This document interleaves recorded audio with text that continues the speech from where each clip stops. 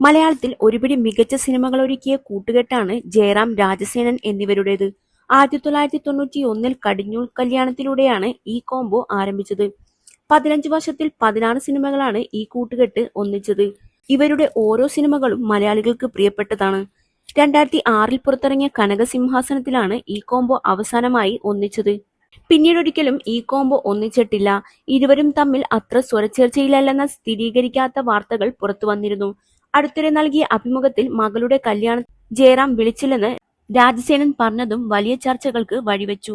താനും ജയറാമും തമ്മിലുണ്ടായ പ്രശ്നത്തെക്കുറിച്ച് സംസാരിക്കുകയാണ് രാജസേനൻ എന്ന ഡയറക്ടർ. താനും ജയറാമും ഒരുമിച്ച് ചെയ്ത സിനിമകളിലൊന്നും കഥയിലോ കഥാപാത്രങ്ങളുടെ കാര്യത്തിലോ ജയറാം ഇടപെടാറില്ലായിരുന്നെന്ന് രാജസേനൻ പറഞ്ഞു. അങ്ങനെ ഇടപെടാനുള്ള അവസരം താൻ കൊടുക്കാറില്ലായിരുന്നു എന്നും 16 സിനിമകളും ചെയ്തത് അങ്ങനെയാണെന്നും അദ്ദേഹം പറയുന്നു. മൂവി വേൾഡ് മീഡിയയോട് സംസാരിക്കുകയായിരുന്നു അദ്ദേഹം. ജയറാമിന് കഥയിൽ ഇടപെടാൻ അറിയില്ല, അതാണ് സത്യം. ഓരോ സിനിമ കഴിയുമ്പോഴും അടുത്ത പടത്തിന്റെ വൺ ലൈൻ ഞാൻ ഫോണിലൂടെ പറഞ്ഞു കൊടുക്കും. പിന്നീട് അത് സ്ക്രിപ്റ്റാക്കി ലൊക്കേഷനിലെത്തുമ്പോഴാണ് ജയറാം അത് വായിക്കുക. അതായിരുന്നു പതിവ്. മധുചന്ദ്രലേഖയും കനകസിംഹാസനവും കഴിഞ്ഞ് അടുത്ത പടത്തിലേക്ക് എത്തിയപ്പോഴാണ് ഇത് ആരംഭിച്ചത്.